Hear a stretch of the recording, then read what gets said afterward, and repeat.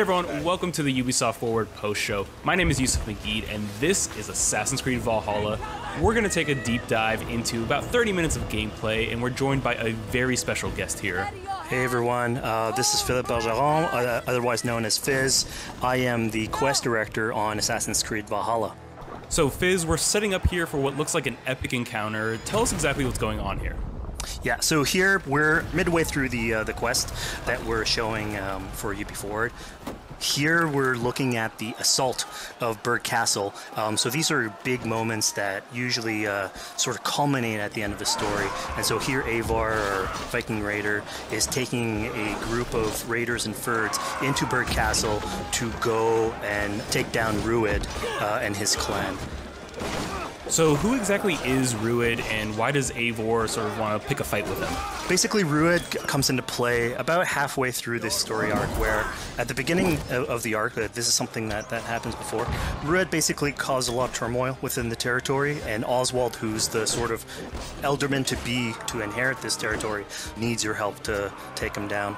Oswald having just been defeated in a previous quest, and so here this is revenge, but also accomplishing your ultimate goal. So Fizz, as you're talking, we're seeing some of the combat of Valhalla. Can you tell us a little bit about the changes to combat this time around?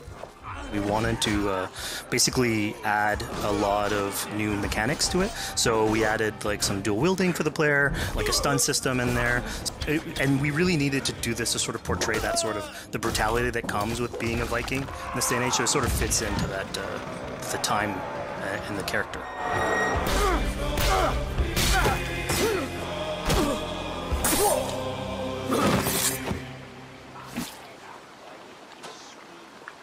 Oswald. He lives. Oswald lives! Eivor, is that you? Shut your arse, twig spine. Here, Eivor has taken her entire army through the assault, and finally it's revealed that our Elderman, our ally, Oswald, is still alive, and Rued has him captive. So this is what it comes to, Wolfkist? Two Danes fighting over a filthy Saxon whoreson? If this swine is your prize, come and get him! So now that we've seen that Oswald is alive, we have Rued within our sights. What's the next step here? So the next move for Eivor is to finally face off against Rued. She has her allies, they can take care of the rest of the army. Now it's time to go one-on-one against Rued in one of our boss battles, actually. Your battle is not yet won, Oswald. And it's worth pointing out, actually, that here what we're showing is the player going and facing off against Rued aggressively, but we tend to always have to support a 360-degree approach in these things. So the player could have approached this a little bit more stealthily and gotten at least like a good critical hit on either Rued or his wolf, and so you can play this a little bit more strategically if that's your playstyle. So we're not only fighting Rued here, but also his pet wolf, right? One of my preferred strategies is to eliminate the wolf first, just focus fire on him. It takes at least one opponent out of the combat. Now Rued will have extra abilities that come into play if you do eliminate his wolf, but I think having one opponent less in the battlefield makes for a good strategy in the whole.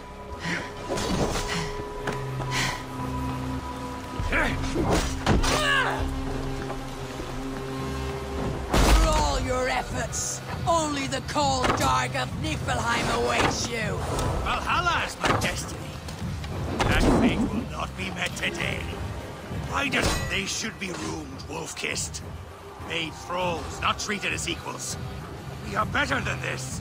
Than all of them. Do not drag me down to the sewage you wallow in. Why does a Dane fight tooth and nail for a Saxon? You'd throw in with these wastrels? These arrogant swine? Eivor, no! He should be tried before God, a lawful assembly. Alright, so we've defeated Rued, we freed Oswald. What comes next? Oswald, in this case, prefers for Rued to be kept alive, and so you basically have to choose, are you going to go against his wishes or stay true to your nature? So we have this choice to make, but before we get into that, I want to rewind a little bit because we just did this big, grand assault, but Eivor couldn't have done it alone. She clearly had to recruit some folks along the way, get some troops, get some allies. So let's actually rewind and see how we went about first gathering those troops.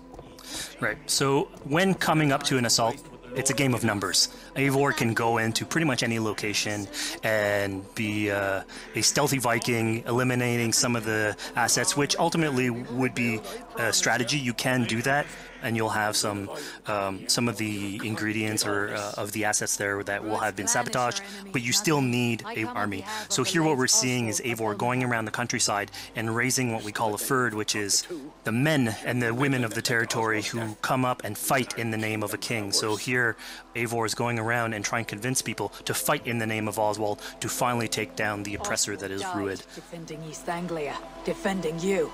Will you not do the same? What? Die in defense of a lost cause? Yeah, so she's really using like the image and like the leadership that Oswald had, what he meant to the people in his name. She's going to recruit these people. Pretty words, Dane. But the men of Theovard have their own battles to fight. So we're told by this Reeve that there are troops, there are allies that he could add to our cause, but first we sort of need to do him a favor, is that right? Yeah, so obviously these people have been run down by Rued and the impact he's had on the territory, so I think a lot of these people have sort of lost hope. And so you need to show them that there is hope. And so here Eivor is basically helping them take back one of their prized locations by taking a couple men and raiding a nearby township, basically taking it back for the people and showing that there's a reason to continue fighting and then get them on your side.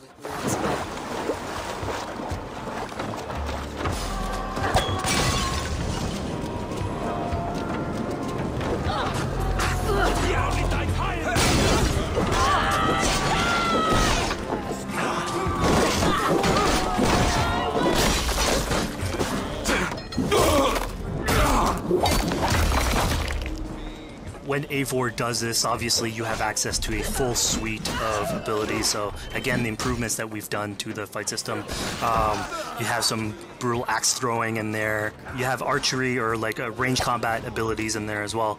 So really, again, like depending on what your playstyle is, you can customize your loadout and go in there how you wish.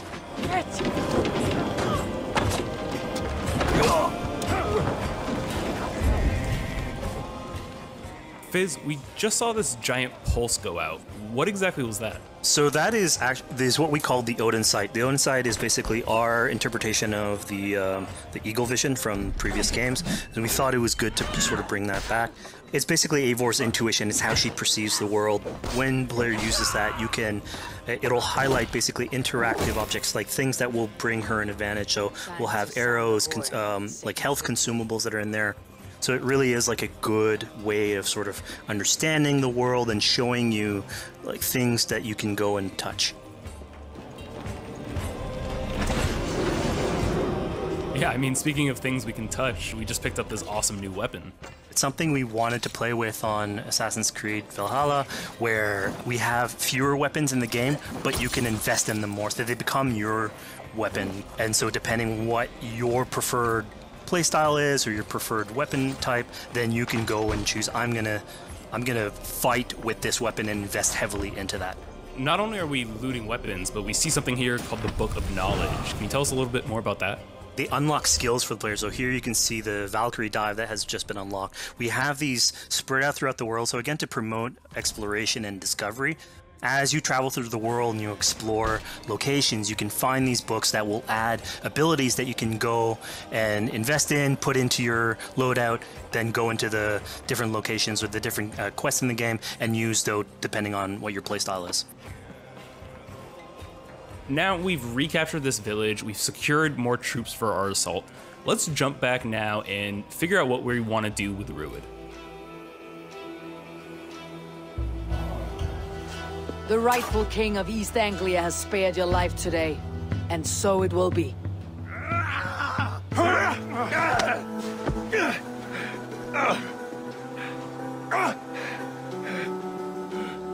Compassion is a virtue suited for anyone, Eivor, including you. Thank you. Eivor decided to let him live. Ruud is really angry about that. Being a Norse Viking, being put to the death in battle is your road to Valhalla. So he was basically denied access to Valhalla in this situation. Obviously, all of these decisions come into play later on in the game, so we have very difficult decisions for the player to make. We didn't want to have easy decisions. Yeah, you know, when I was playing, I decided to listen to Oswald and spare Ruud's life, but what exactly is the relationship like between Eivor and Oswald? So the relationship between Eivor and Oswald is an alliance. It's basically Eivor is surrounded by territories that initially getting into England are hostile towards her, and obviously if you want to set up a new settlement, you want to make sure that your neighbor is friendly. So here in East Anglia, Oswald is the man for the job, where putting him into a position of power would help her sort of secure her territory. So earlier on to the territory, Eivor comes in here, meets Oswald.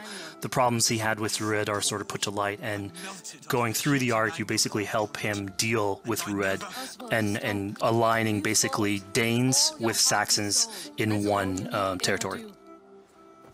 So, Fizz, we've completed the assault, we've gotten our hands dirty with some combat, taken down Ruud. We have this big open region of East Anglia, so before we head off to Oswald's wedding, what do you say we head out, have some fun, and see what we can get into in the open world? That sounds great. So we see a cat here with a speech bubble above it, and you best believe if you let me talk to a cat, I'm gonna talk to a cat. Yeah, these are some of our some of my favorite moments actually in the game, where we put out a whole bunch of events throughout the territory. And it sort of rewards, again, exploration, going around. It's a chance for us also to sort of showcase a different side of Eivor. A lot of the quests sort of deal more with like politics and warfare, and this shows a slightly more human nature to her. So it permits us to explore that character a little bit more. And so here, basically, like you're trying to help a kid with his cat, and ultimately get that cat to sort of join your crew as a cat raider. You just said cat raider way too casually. You're telling me I could have a cat Viking raider on my longship? That's exactly what I'm telling you. Oh my god, yes, I love it. Perfect. So yeah, as you're riding around the rivers of England, you would see a cat basically walking around your longship, keeping your Viking raiders company. You know, speaking of the Viking longship, we're seeing some of that gameplay here now. Can you talk a little bit about how that works and functions in Valhalla? Yeah, so starting out on this project, I think the Viking longship is one of the biggest images that we all have when we think about Vikings in our game. And so Vikings had this awesome design for a longship that had a very shallow hull, so it permitted them to go very far inland very quickly, and you could basically disembark Viking raiders like on pretty much any shore. We added that into the game, where you can basically sail up to any location and then just decide to disembark with your guys and raid a location, loot all its treasure, get back in the ship, and then continue sailing down the river to your next opportunity. So I know past Assassin's Creed games allowed for songs and things like that to be sung on ships. Will Valhalla have a similar version of that? Yeah, so this is something we actually wanted the crew of your ship to become like your home away from home. So we added stories and songs into the ship. So basically, as the player is going around, you could decide to have your skald sort of sing a song for you as you row down the river. But you can also decide, depending on who the raiders are in your ship, to hear more about their life. So you can actually queue up stories, and they'll give you a little bit more background on who they are. So you get to know your sort of fighters as you're traveling around the world, which is a cool moment. So here we're seeing a bit of a different view. What exactly are we looking at? We had this on previous Assassins, where you would like ride on your horse and you could pull out, have the horse sort of follow the track. We have a similar thing for the ship, where you can put up your sails.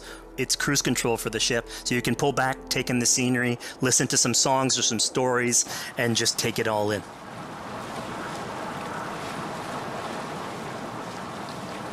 So, you know, speaking of Viking songs, we have an activity here that's not exactly singing, but kind of related, right? Yeah, so here what we have is what we call flighting, which was an activity that Norse people would partake in. They would like to have a battle of wits and sort of poetry where insults would be thrown back and forth between each other. The idea was to try and have a good insult, but also to have a good rhythm and a good rhyme in there. So it's basically a precursor to rap battles. Here's the silver. Now begin. To all those whom I speak, they say Eivor's a clod. Then you're speaking to fools and their knowledge is flawed. Well... How exactly do you go about being successful in one of these? The trick behind a good flight was to choose the right insult, identifying the right cadence, and then trying to find what rhymed the best. I'm known for my might. Interesting. Interesting. Silent whispers all claim that you're terribly dense.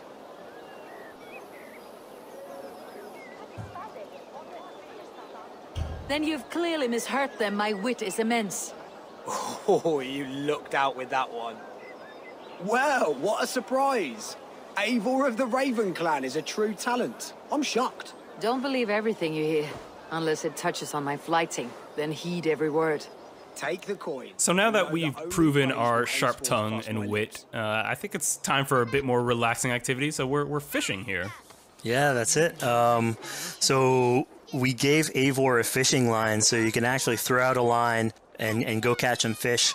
This is used basically to play into our new health loop, where the player will lose health in the world, and it doesn't automatically regenerate like we would have in the past. So you actually have to go out and get some supplies. So you'll find mushrooms and some food that you can gather. But here, like you can also catch some fish and consume that to regain some health. We also will sometimes have it in certain quests. So it's a good way to sort of chill out on the side of the water and just, again, take it all in.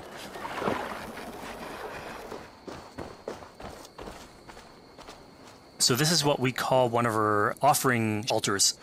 So the idea is that you find these around the world and you make offerings to it. So it'll take like animal parts and stuff that you can find throughout the world. Here what you're seeing though is sort of like a fancy version of it, where as you do your offering you get interrupted by some kids that basically come and steal your stuff.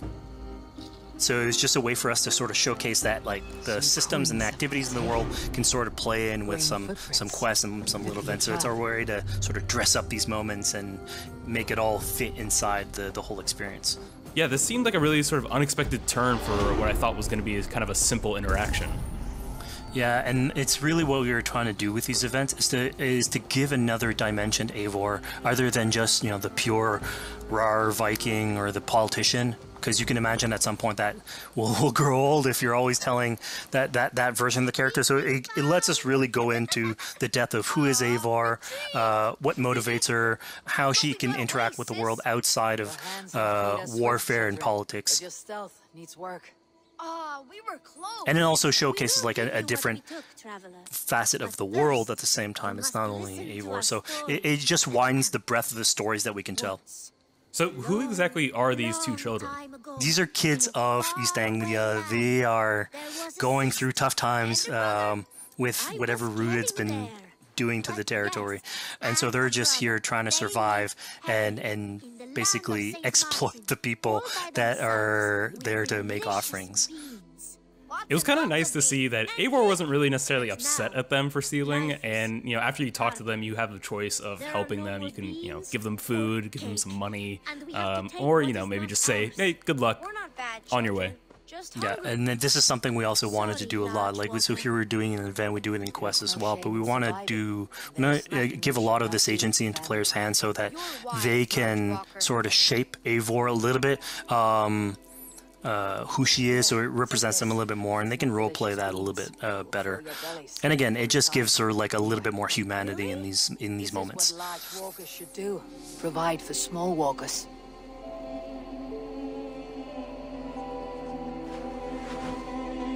Here, large walker. A necklace. Yes, it's a St. Martin seal. You're welcome here anytime, Large Walker. You're one of us now. Visit us, okay? I will. Take care now, small green walkers. So I think AC veterans might recognize this here, but what exactly is Eivor chasing down? Yeah, so here you're seeing Eivor running down one of our tattoo images. So this is challenging the player on free run abilities, but also for fans of the series, sort of pulling at their heartstrings for some beloved features. So are we going to be able to tattoo Eivor? Yes, by collecting these tattoos, you actually bring them back to your settlement, and then you can customize different body parts, having different tattoos everywhere. So again, another form of expression, and it's sort of to represent that Viking culture. Fizz, one of my favorite things when I was just out there exploring East Anglia was coming upon a house or a building and realizing that there was a chest inside, but that there was no easy way in. And in this case, I saw all the doors were barred, but I knew that because there was a chest in there, there must have been some way to get inside. So I went around the back and, found a way in.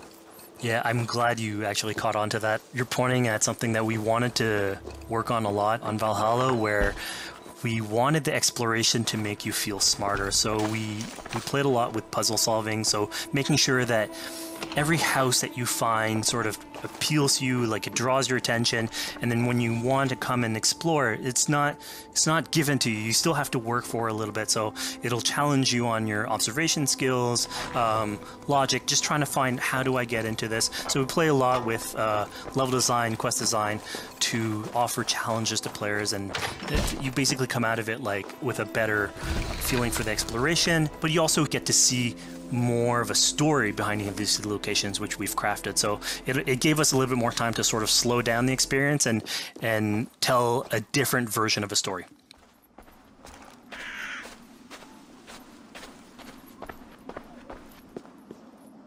A poor victim of someone's fury. Yeah, I mean, speaking about exploration and just finding things out in the world, I was just wandering and came across this clearing and found this kind of morbid altar.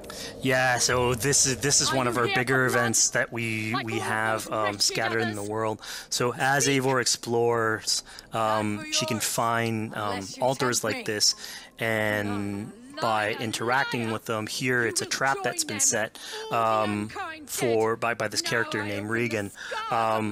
Now, there's a bigger story behind all this. There's multiple steps to it later on. So this is one of the moments. It permits us to go into a slightly more mystical realm and play with a boss fight that has more magical abilities, if we will. And basically have this awesome boss fight in the middle of the swamps. And so here the abilities that you see Reagan using are a little bit on the mystical side of things. What's happening is Eivor at the beginning in that trap is poisoned, and so she starts sort of hallucinating, seeing the world in a sort of different light and filter. And so that's sort of what lets us go into the realm of the weird. My rage, spirit of my father's rage, fill me!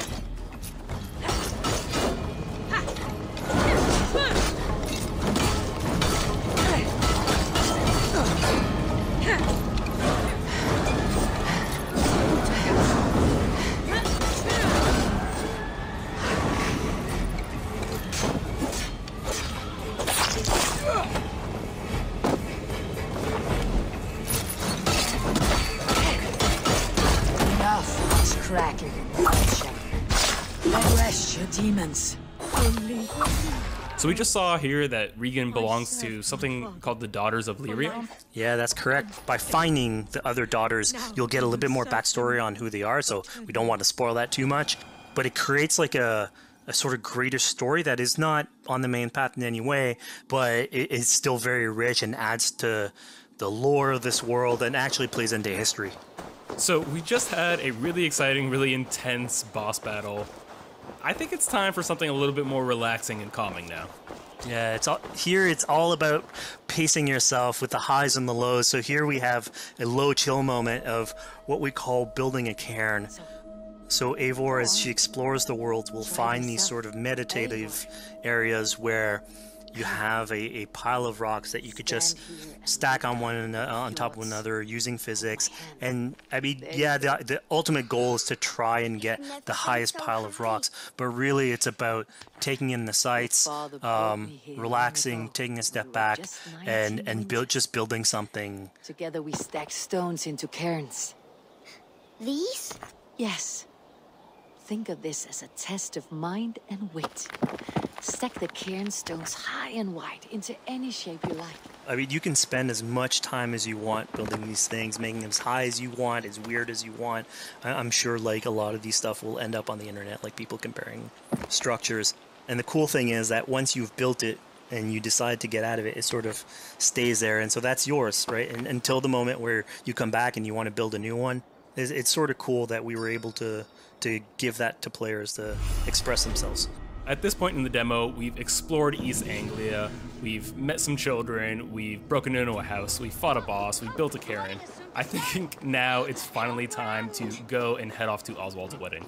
Yeah, so this is the moment it's all been building up to. By the moment you get into the territory, sort of like mentioned by Oswald that he's trying to get married with his Dane lady. And so as you go through the arc, that's sort of like the underlying thread. Really, it's about Rued creating turmoil in the territory and helping Oswald sort of get above that and show that he's a good leader.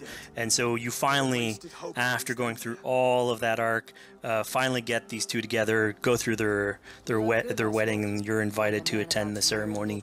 And then all the activities and fun times that comes afterwards. Yeah, as much as we've seen the brutal side of England, it's nice to see, the joyous side of it as well. Yeah, and it's something we really wanted to play on in Valhalla, where being a Viking is not only about being a raider or a warrior. I mean, there's revelry, there's feasting, there's partying that goes, and like if someone knows how to party, it's a Viking. And so here, this is one of our opportunities to sort of show what a sort of Viking gathering is. And what's cool here is it's a good alliance of Norse culture with Saxon culture, sort of smashing those two things together and building bridges. Yeah, I mean, what's a wedding without some drunk archery, right? Yeah, so like, anything can happen in a Viking event, right? Eivor, yeah, here, just get drunk, shoot some arrows. Barely a challenge. Steady all, and ready yourself for the wedding race. The king and his bride against all! My king! He... So here we see the decision I made to spare Rued came back to bite us. Yep, that's the decision you made, coming back. So as we said before, all of your decisions have consequences, and this is a big one. I challenge you. I accept. You're basically presented with the option to sort of step in for Oswald, fight the fight for him, or let him go and fight his own fight. Yeah, personally, I chose to fight myself because I thought Eivor is the type of person who likes to finish what she started. Plank by plank, and a dead king cannot keep his oaths. Let me finish this. Oswald, you gutless Arya swine! I'll slay the wolf-kissed, then hang you with your own tongue. How does this encounter with Rued differ from our previous fight with him? So at this point, you've eliminated his wolf, so it's just him. And so he's angry at this point, and so he will start using his big gun abilities like fairly earlier on in the fight. So it's way more vicious, way faster. There's less strategy. He goes literally swords blazing at you. And so this is a fight to the death.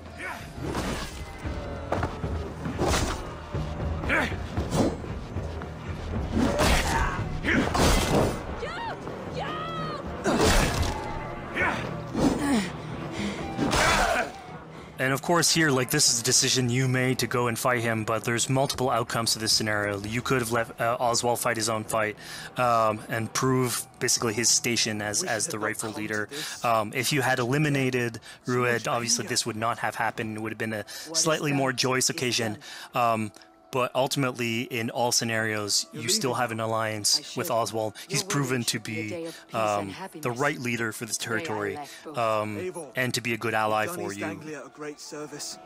I promised you an alliance, and now you have it. And one day I will need you to make good on that alliance.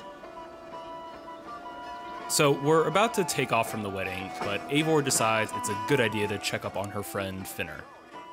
Yeah, so Finner is probably one of the more recurring characters in this arc. You get to meet him very early on. He's a very endearing character, sort of used to have a Viking life, sort of misses it, and going through all these adventures together is sort of like lights that fire back, and so he's willing to join you in your raiders. So he's one of many raiders that you'll encounter in the game, and you can sort of recruit, bring back home, and then have them sort of join you on your adventures on the Longship. He can tell you these stories that we're telling you about. You get to know a little bit more about him. So again, it's a fun way to sort of discover more about these characters that you meet and bring them along for adventures. Together. I'll gather my things. Well, folks, we've come to the end of our Assassin's Creed Valhalla playthrough. Fizz, thank you so much for joining us. When and where can people play it? Assassin's Creed Valhalla will be out on Xbox Series X and PlayStation 5, and is coming to Xbox One, PlayStation 4, PC, and Stadia on November 17th. Assassin's Creed Valhalla, available November 17th.